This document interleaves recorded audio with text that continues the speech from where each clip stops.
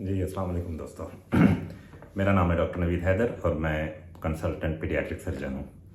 आज की हमारी जो वीडियो का टॉपिक है वो है कि अपेंडिक्स क्या है और इसमें जब इन्फेक्शन होता है तो इसको अपेंडिसाइटिस कहते हैं। अब ये अपेंडिसाइटिस क्यों होता है, क्या वजूहात होती हैं, इसकी अलामात क्या होती हैं, इसकी तशख़ीस कैसे की जाती है और इसको ठीक कैसे किया जाता है, इसका इलाज कैसे किया जाता है। देखें, अपेंडिसाइटिस या अपेंडिक्स की अगर हम पहले बात करें तो अपेंडिक्स एक हमारी आंत का एक्स्ट्रा पार्ट है जो कि लगा होता है छोटी आंत और बड़ी आंत के जंक्शन के ऊपर, और ये एक ब्लाइंड लूप इसको हम कहते हैं। ब्लाइंड लूप का मतलब ये है कि एक इंटेस्टाइन की तरह की चीज़ है लेकिन वो आगे से बंद है, जिसकी वजह से उसे ब्लाइंड कहा जाता है। तो इसका फंक्शन क्या है बॉडी के अंदर? देखें, बज़ाहिर मेडिकली अगर देखा जाए तो इसका कोई फंक्शन नहीं है, लेकिन साइंस की, मेडिकल साइंस की तरक्की के बाद, सर्जरीज की तरक्की के बाद अब जो है वो अपेंडिक्स के फंक्शंस भी डिस्कवर हो चुके हैं। कुछ सर्जरीज ऐसी होती हैं, कुछ प्रोसीजर्स ऐसे होते हैं जिसमें अपेंडिक्स हम इस्तेमाल करते हैं आगे दूसरी जगहों के ऊपर। तो ये अल्लाह ताला ने जो भी चीज़ बनाई है वो फजूल नहीं है। वो हमारे इल्म के मुताबिक उसका हमें फंक्शन नहीं पता होता शुरू में, लेकिन जैसे जैसे इंसान तरक्की कर रहा है, मेडिकल साइंस तरक्की कर रही है, तो ये भी अब जो है ना काबिल इस्तेमाल चीज़ है, ये फजूल चीज़ नहीं है। पहले ये ध्यान में रखें। दूसरी, इसमें इन्फेक्शन क्यों हो जाता है? देखें, हमारी बड़ी आंत में पखाना होता है। आप जब खाना खाते हैं वो स्टमक में जाता है, स्टमक से वो छोटी आंत में ट्रैवल करता है और जब वो बड़ी आंत में पहुंचता है तो वो कंप्लीट पखाना बन चुका होता है। पखाना बनने का मतलब ये है कि उसके अंदर बैक्टीरिया भी होती हैं, उसके अंदर जरासीम भी होती हैं, उसके अंदर सारे वेस्ट प्रोडक्ट आपका होता है। तो जब तक आंतों के अंदर, देखिए कुदरत का एक निज़ाम है कि ब्लड हो, जब तक वो बॉडी में मूव कर रहा है वो ठीक है, जहाँ रुक जाएगा वहाँ पे उसमें प्रॉब्लम्स होनी शुरू हो जाएंगी। इसी तरह से यूरिन है, जब तक वो मूव कर रहा है, गुर्दे से निकला, आगे नाली में गया, मसाने में पहुंचा, मसाने से बाहर टाइम पे निकल गया तो ठीक है, जहाँ रुक जाएगा वहाँ प्रॉब्लम होगी। पखाने का भी यही असूल है कि जब तक आंत के अंदर आंत हरकत कर रही है, उसको आगे पुश कर रही है और एक टाइम पे आप उसको एवैक्यूएट कर देते हैं, तब तक मसाइल नहीं होते। लेकिन अगर कहीं पे रुकावट हो जाए, आंतों के अंदर पखाना जमा होना शुरू हो जाए या अपने टाइम से ज़्यादा, जैसे कब्ज हो जाती है मिसाल के तौर पे 3-4 दिन 5 दिन रह जाए, तो उसके बाद पखाने के अंदर जो बैक्टीरिया होते हैं वो उस स्टेसिस की वजह से ओवर ग्रो करना शुरू हो जाती है, उनकी ग्रोथ बढ़ जाती है, जिसकी वजह से वो उस एरिया में इन्फेक्शन कर देते हैं। तो अपेंडिक्स जो कि एक ब्लाइंड स्ट्रक्चर है, इस ये आगे से बंद है, पीछे इसका आंत के साथ कनेक्शन है, तो पखाना जो होता है वो अपेंडिक्स के अंदर भी जाता है, फिर वहीं से वापस भी उसने आ जाना है। जब तक ये आता जाता रहता है अपेंडिक्स के अंदर तो प्रॉब्लम नहीं होती। जब पखाना जाए और वहाँ पे वो रुक जाए अपेंडिक्स में, क्योंकि वो एक थैली सी स्ट्रक्चर है जो आगे से बंद है, तो उसके अंदर फिर जरासीम, बैक्टीरिया, इनकी ओवर ग्रोथ शुरू हो जाती है और ये फिर अपेंडिक्स का इन्फेक्शन कर देते हैं, जिसको हम अपेंडिसाइटिस कहते हैं। अब ये रुकता क्यों है पखाना? जो सबसे कॉमन काज है वो तो ये है कि जो पखाना है वो थोड़ा सा सॉलिड अगर चला जाए, उसका कोई पीस चला जाए, तो वो अपेंडिक्स की जो नेक है जहाँ से वो जुड़ रहा है आंत के साथ, उसको बंद कर देती है, जिसकी वजह से पखाना वहाँ अंदर बाकी अपेंडिक्स में रुक जाता है और वो ग्रो करना शुरू हो जाते हैं बैक्टीरिया उसके, तो उसको हम अपेंडिसाइटिस कहते हैं। अब अपेंडिसाइटिस की अलामात क्या होती हैं? अगर किसी इंसान में, बच्चा हो बड़ा हो, क्योंकि अपेंडिक्स किसी में भी किसी भी टाइम हो सकती है, बहुत छोटे बच्चों में भी हमने देखी है, 12 महीने का बच्चा भी मैंने ऑपरेट किया है अपेंडिक्स के साथ, और 80-80 साल के लोगों में भी अपेंडिक्स का मसला हो सकता है।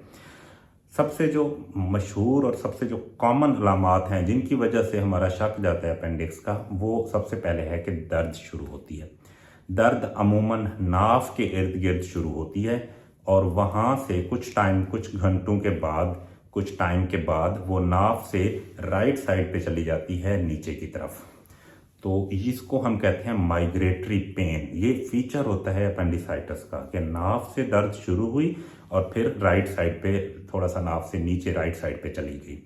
दूसरे नंबर पे होता है कि अपेंडिक्स की जब पेन स्टार्ट होती है तो इसके साथ मतली के ख्याल आते हैं। मतलब आपको इंसान बड़ा है तो वो भी बताएगा, अगर बड़े बच्चे हैं तो वो भी बताते हैं कि जो उल्टी का ख्याल आता है, लेकिन उल्टी आती नहीं है। बाज़ दफ़ा एक या दो दफ़ा उल्टी आ भी जाती है, लेकिन बहुत ज़्यादा उल्टियाँ नहीं लगती हैं अपेंडिक्स में, ये जहन में रखना है।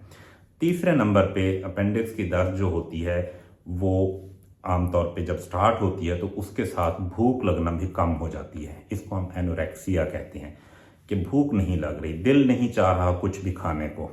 चौथे नंबर पे बुखार भी होता है साथ। ज़रूरी नहीं है ये अलामात हर इंसान में सारी पाई जाएं, लेकिन मोस्टली ये होती हैं।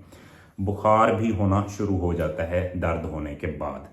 उसके अलावा जो चलने फिरने में आप कहते हैं अगर अपेंडिक्स की इन्फेक्शन ज़्यादा हो गई है तो स्ट्रेट बिल्कुल ऐसे खड़े होकर चल नहीं सकते, थोड़ा सा झुक के चलना पड़ता है, क्योंकि जैसे ही मसल्स टाइट होते हैं पेट के तो पेन ज़्यादा होती है। और बुखार हो गया, दर्द हो गई, जो भूख का ना लगना है वो हो गया। छोटे बच्चे हैं तो वो पेन की वजह से नींद नहीं आती, नींद नहीं कर पाते। और उसके अलावा जो आम पेन किलर्स हैं वो जब आप लेते हैं इस दर्द में तो कुछ टाइम आराम होता है, उसके बाद फिर शुरू हो जाती है। तो ये ख़त्म नहीं होती ना पेन किलर लेने से ना एंटीबायोटिक लेने से। ये तो हो गई इनकी अलामात। उसके बाद आते हैं जो अपेंडिक्स के साइंस होते हैं। जब आप किसी डॉक्टर के पास जाते हैं, जब वो चेक करता है तो वो इन अलामात हिस्ट्री के अलावा और क्या चीज़ें देखता है। उसमें सबसे पहले जो होता है वो हम देखते हैं कि पेन की लोकेशन क्या है और उसकी टेंडरनेस, उसको हम कहते हैं कि वो कितनी है। टेंडरनेस पेन होती है जब बगैर आपको टच किए पेन हो रही है, उसको हम पेन कहते हैं मेडिकली। टेंडरनेस कहते हैं कि जब किसी जगह को आप टच करते हैं और टच करने पे पेन हो तो that is called tenderness. Tenderness check की जाती है कि कहाँ पे है। उसके साथ अगर पेन इतना टेंडरनेस नहीं है तो फिर दूसरा टेस्ट हम करते हैं जिसको हम कहते हैं रीबाउंड टेंडरनेस की जाती है कि उस जगह को दबाएं, ऐसा ऐसा ऐसा ऐसा फुल डीप दबा दें और फिर एकदम हाथ छोड़ें। तो हाथ छोड़ने पे जो है वो पेन बढ़ जाती है, इसको रीबाउंड टेंडरनेस कहा जाता है। तो ये आपके जो सारी चीज़ें हैं इनको मिला के हम अमूमी तौर पे अपेंडिक्स की डायग्नोसिस बना देते हैं। इसके लिए मज़ीद जो है हमें कुछ सपोर्ट के लिए कुछ टेस्ट चाहिए होते हैं। अगर इन चीज़ों पे अपेंडिक्स आपको डाउटफुल लग रही हो, उसमें सबसे पहले अब ब्लड टेस्ट करवाते हैं, कंप्लीट ब्लड काउंट करवाते हैं। उसमें जो WBCs हैं, जो वाइट ब्लड सेल्स हैं, उनका काउंट बढ़ा होता है आमतौर पे। और वाइट ब्लड सेल्स में भी ख़ास तौर पे उनकी जो सब टाइप है न्यूट्रोफिल्स, वो ज़्यादा होते हैं अपेंडिसाइटिस में। उसके अलावा अल्ट्रासाउंड करवाते हैं। अल्ट्रासाउंड देखें कन्फर्मेटरी नहीं होता अपेंडिक्स के लिए। अपेंडिक्स है या अपेंडिक्स नहीं है ये डिसाइड नहीं कर सकता अल्ट्रासाउंड। हाँ, हमें सपोर्ट मिल जाती है। बाद दफ़ा अल्ट्रासाउंड पे अपेंडिक्स नज़र आ जाती है, बाद दफ़ा इन्फेक्शन पुराना हुआ है तो अपेंडिक्स के इर्द गिर्द पानी या पीप या कोई कलेक्शन नज़र आ जाती है। और उसके अलावा अगर ज़्यादा टाइम गुजर गया, खुदा न खास्ता अपेंडिक्स फट गई है, तो वो हमें बता देता है कि पेट सारे के अंदर जो गंदगी है, जो पानी है, जो पीप है, वो सारी जमा हो गई है। तो अल्ट्रासाउंड हम करवाते हैं जब हमें थोड़ा बहुत डाउट होता है हिस्ट्री और क्लिनिकल एग्जामिनेशन के बाद, या हमें उससे मज़ीद कोई सपोर्ट चाहिए हो तो एक सपोर्टिव डॉक्यूमेंट है।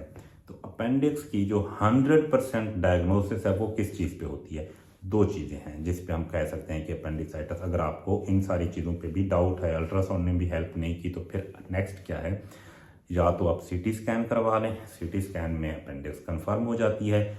उससे भी ज़्यादा जो रिलायबल चीज़ है वो है लेप्रोस्कोपी। आप कैमरा डाल के पेट में देखते हैं कि अपेंडिक्स है या नहीं है। अपेंडिक्स होती है तो उसको साथ निकाल भी दिया जाता है। चूँकि कैमरा डाल के लेप्रोस्कोपी करना एक इन्वेसिव प्रोसीजर है, इसलिए हम रूटीन में नहीं जाते। हाँ, जब हमें ज़्यादा डाउट होता है कि अपेंडिसाइटिस है और हमें करना पड़ेगा तो फिर हम लेप्रोस्कोपी से पहले कंफर्म कर लेते हैं कि इन्फ्लेमेशन या अपेंडिक्स का इन्फेक्शन हुआ है, और उसके साथ फिर अपेंडिक्स को कैमरे के जरिए निकाल भी देते हैं। अब आते हैं इसके इलाज की तरफ। देखें, अपेंडिसाइटिस अगर किसी को हो जाए तो बहुत इनिशियल स्टेज में अगर पिक हो और एंटीबायोटिक शुरू कर दें तो उसमें चांस होता है कि वो एंटीबायोटिक से ठीक हो जाए। ये नई स्टडीज़ हैं, न्यू रिसर्च हो रही है इसके ऊपर। लोग कह रहे हैं कि अगर बहुत इनिशियल स्टेज में, जैसे आपको बताया कि अभी नाफ के अराउंड हल्का हल्का पेन होना शुरू हुआ है तो आप फ़ौरन से एंटीबायोटिक हाई डोज में लेना शुरू हो जाते हैं, तो चांस होता है कि अपेंडिक्स ठीक हो जाए। 100% गारंटी नहीं होती कि एंटीबायोटिक से ये ठीक हो जाएगा। और अगर एडवांस स्टेज में चला गया है, पेन ज़्यादा हो रही है, वो नाफ से माइग्रेट करके राइट साइड पे चली गई है तो उसमें फिर चांसेस नहीं होते कि ये मेडिसिन से ठीक होगा। फिर उसका जो इलाज है वो ऑपरेशन ही होता है।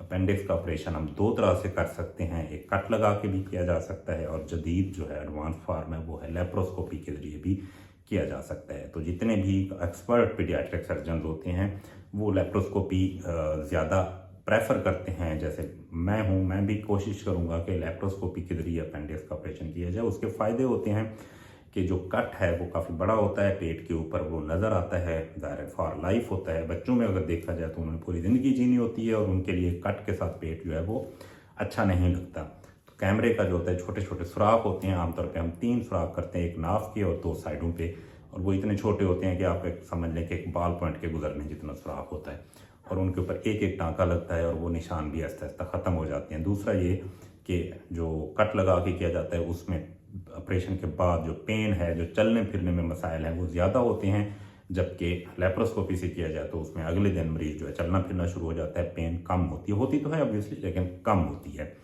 और जो टाइम है ऑपरेशन का वो लेप्रोस्कोपी से ऑब्वियसली थोड़ा सा टाइम ज़्यादा लगता है, कट लगाने से वो ज़रा जल्दी हो जाता है। लेप्रोस्कोपी का ये भी फ़ायदा होता है कि अगर अपेंडिक्स फट गई है, पेट में पीप पड़ गई है, सारी फैली हुई है, तो लेप्रोस्कोपी कैमरे के जरिए उसको अच्छे तरीके से वॉश भी किया जा सकता है और उसके अच्छे तरीके से पूरे पेट में देखा भी जा सकता है।